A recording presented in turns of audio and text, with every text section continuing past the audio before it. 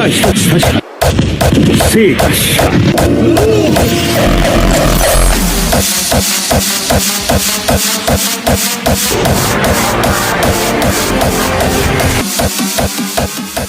Welcome to episode 10 of Gabriel Talks Gundam. Last time we discussed the YMS-09 prototype DOM, MS-09 DOM, and the MS-09 RRIC DOM. Today we will be discussing the RGM-79E Early Type and the normal RGM-79 GM and the ground variant. So let's get going.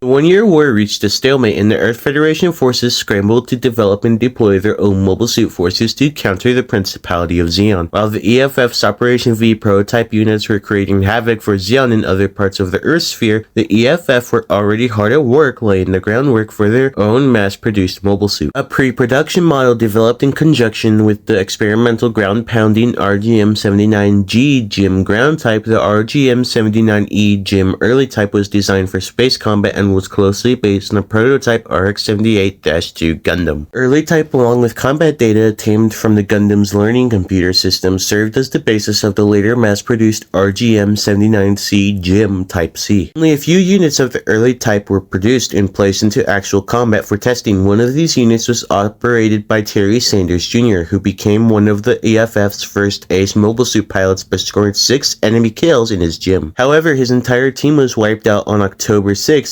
UC-0079 when they encountered a new test model MS-06-RD-4 Zaku-2 RD-4 type. Sanders was the only member of his team to survive the encounter, with his own GM left severely damaged and incapable of combat. With his infamous Death God nickname ensured due to his curse of being the only member of his own team to walk away alive, the EFF transferred Sanders out of the space unit test team and into groundside combat in Southeast Asia.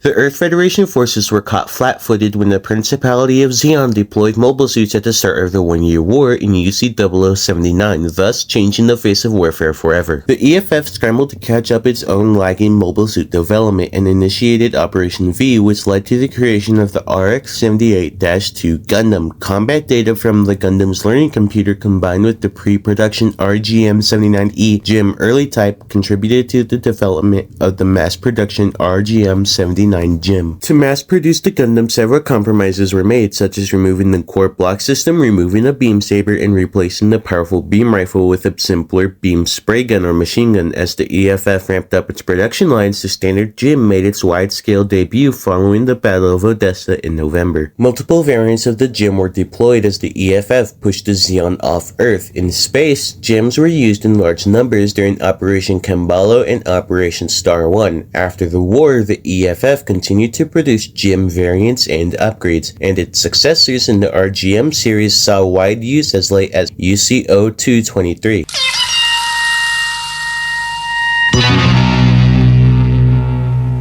During the stalemate period of the one-year war, the Earth Federation forces were playing a fast game of catch-up on the introduction of mobile suits into warfare by the Principality of Zeon.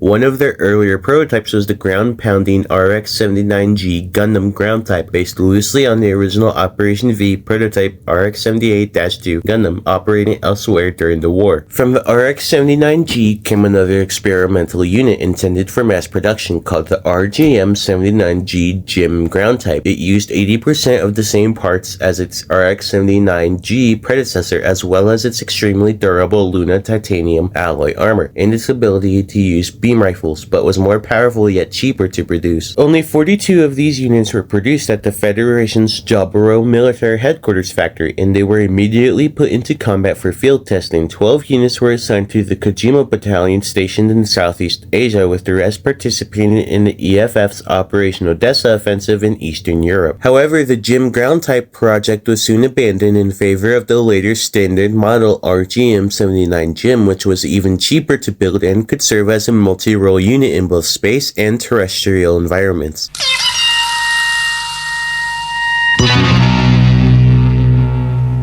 And that has been episode 10 of Gabriel Talks Gundam. I hope you guys have liked the series so far, even with the sparse and spaced out releases. The next episode we will be discussing 2 to 3 of the aquatic suits Zeon made during the 1 Year War. If you liked the episode, please consider liking, hitting the bell notification, and subscribing. And this has been Gabriel Talks Gundam.